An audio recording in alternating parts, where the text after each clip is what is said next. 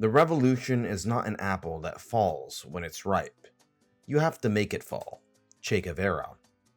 If an alien were to look at the world from a faraway vantage point, he, she, they, it would probably never suspect that this land would become the flashpoint at what could have been the most destructive event in human history. Cuba is a fascinating country that evokes as much admiration as it does disdain. Given that Cuba is one of the most controversial nation states, I'm going to try to be as objective as possible, covering the good and the bad, and there are plenty of both. Cuba, as most of you know, is an island nation in the Caribbean, just less than 30 kilometers or 18 miles off of Florida's coastline. Few people appreciate the size of the island. The country stretches a distance that would cover Washington, D.C. to Chicago, in sharp contrast to nearly every other island nation in the Caribbean, which are much smaller. The country is located in the tropics, and as a result has a warm, humid climate with high precipitation and is unfortunately in the path of hurricanes. Much of the terrain is hilly or flat, with some modest mountain ranges in the northwest. Furthermore, closer to the shoreline lies a vast network of mangrove swamps composed of trees with roots in shallow water, creating a natural barrier against the rising tide. The country also has tropical savannas suitable for farming sugarcane and fruit. As an island nation, Cuba benefits from a large economic exclusive zone along its waters, and those salty waters provide a buffer from other states. Now, with that being said, it also requires investing in a navy, which is expensive. So that's the land and the waters, but what about the past? Many of the Caribbean island nations were inhabited by native Amerindian peoples who lived in stateless societies, hunting, gathering, fishing, and using tools based off of stones, shells, and coral. The most famous of these were the Taino people, who had some basic agriculture through the use of cassava farming, as well as farming sweet potatoes, corn, and yes, even tobacco. Even hunter-gatherers need to smoke. Eventually, Christopher Columbus would arrive in the Caribbean, first in the Bahamas, and then Cuba along with Hispaniola. This would make up Haiti and the Dominican Republic later on. The Spanish would colonize the island of Cuba, setting up Havana in 1590. With early contact, they would eventually spread Old World diseases, which quickly led to the mass depopulation of natives, which was exacerbated by European brutality. The plight of the natives inspired many Spanish priests, namely Bartolomeo de las Casas, to fight for the rights of indigenous people, becoming sort of the proto-father of international human rights.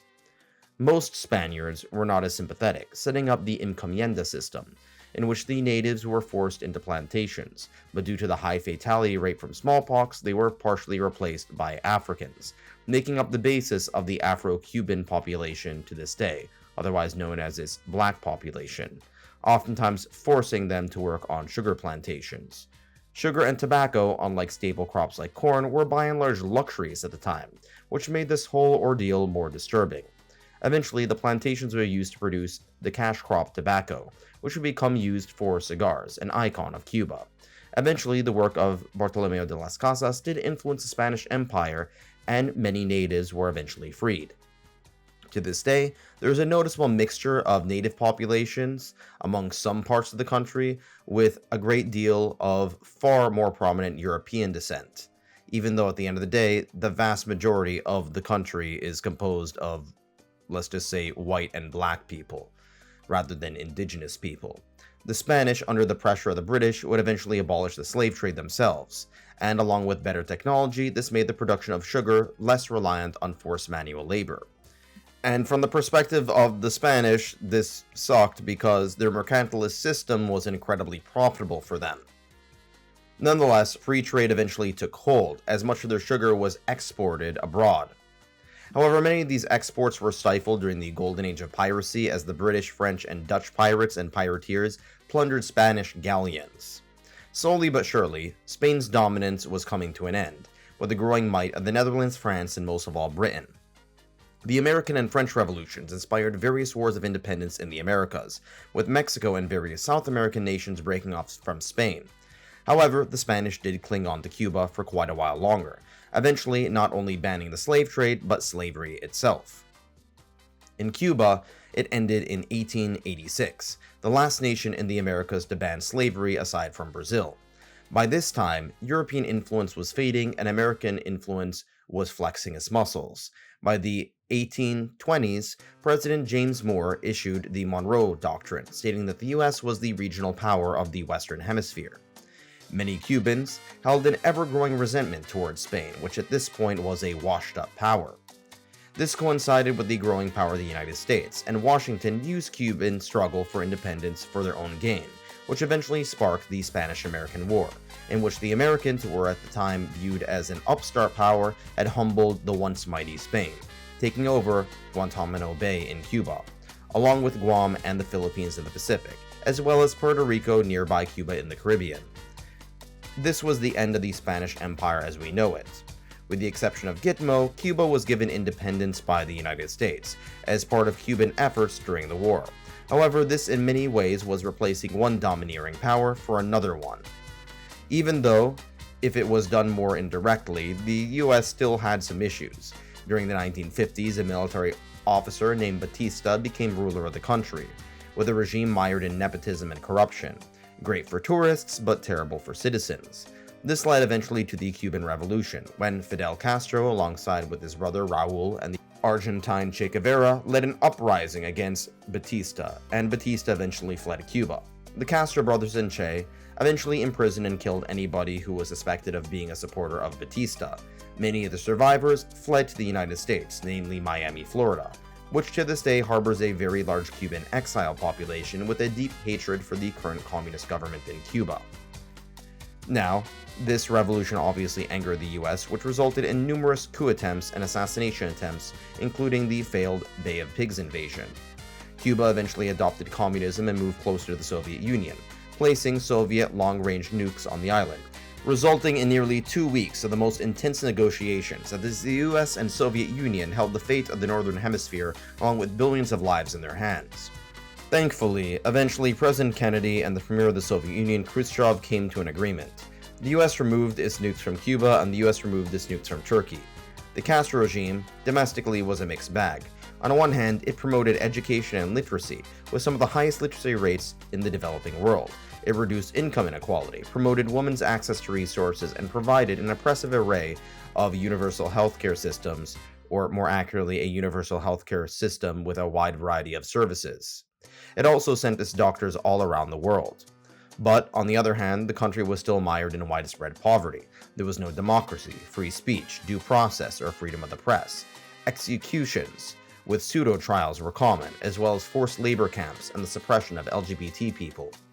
Over a few decades, over 1 million Cubans fled to the US. Meanwhile, Cuban forces fought for socialist revolutions in various other countries, most notably in Angola, where they managed to beat back the white supremacist apartheid South African government and their allies, the dictatorship of Zaire. While they were fighting against some authoritarian oppressive regimes, they were fighting with other authoritarian oppressive regimes, namely their contributions to the war on behalf of the Ethiopian government. Che Guevara himself was rather disgruntled with the Castro brothers as he saw them as being too sympathetic with the Soviet Union, of which Che Guevara viewed as just another European imperialist power. He'd eventually go to the Congo to lead another rebellion, but this time it failed. Then he went to Bolivia, in which he was eventually killed by the Bolivian military led by a Cuban exile. Eventually, communism collapsed in Eastern Europe, and with the fall of the Berlin Wall and the Warsaw Pact and eventually the Soviet Union, many Eastern European states began to become closer to the West, and Russia had become dilapidated, a washed-up capitalist state with little ability or interest in propping up Cuba. However, the US did not end its embargo or restore relationships with Cuba. The main reason for this was the Cuban lobby. Many Cuban exiles were adamant about not getting friendly with the Castro regime.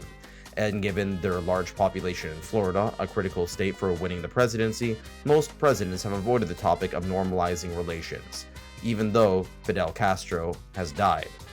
During the Obama administration, during his second term, he did thaw the relationship with Cuba with the help of Pope Francis and Canada. However, Trump reversed this. It is unlikely that relations will be normalized between the two countries until most of the Cuban exiles who have lived through the revolution die, and enough time is there to let the wounds heal. I would personally argue that the embargo has probably prolonged the Castro regime, and had it ended a few decades ago, Cuba probably would have been under a far greater direct US influence and have already been a capitalist democracy like virtually every other Latin American country since the 1980s. After all, Cuba is still a dictatorship, the longest lasting Latin American dictatorship. But by and large, it was less brutal than many of the US-backed regimes, such as those in Chile and Argentina. With the threat of communism gone, the US lost interest in the regime and let Latin Americans do as they wish. To this day, Cuba has some elements of a planned economy, but it has more market element capitalist forces ever since the Soviet Union collapsed. Cooperatives are common, but there's been a slow uptick of private property, and to this day, most of the economy is based off of agriculture and tourism. As strange as it sounds, the country has two currencies. The first is the national peso used by the Cuban people, and the other one is a convertible peso used mostly by tourists. There have also been the creation of certain small businesses, such as small family-owned restaurants and very small-scale farms, but nothing on par with a megacorporation. On an international level, Cuba has crept closer to many other anti-American nations like Venezuela and Nicaragua in the nearby neighborhood, as well as fairly close relations with countries that are authoritarian like Russia, China, Iran, and North Korea. To this day, Cuba, alongside Vietnam, is one of the very few quasi-socialist states, and even that's starting to become more and more debatable. Relations with the US are not particularly good, but thankfully the US seems rather uninterested in invading the island. After all, changes in Cuba will probably happen from within. Perhaps when the last living memory of the Cuban Revolution dies, Cuba will mend relations with the United States, retaining a strong educational healthcare system while becoming an open, pluralistic, democratic society like the rest of the Western Hemisphere. It's worth noting that so much of Cuban culture is in many ways a reflection of American culture. Look at some of the most common cultural elements: vintage cars, baseball, and jazz music. All of these are actually American cultural icons from the early to mid-20th century, just with a Latin spin. It's almost as though so much of American culture has been frozen in time and given a little bit of a Hispanic flair to it. Anyway, that's just my 2 cents. Thanks for watching.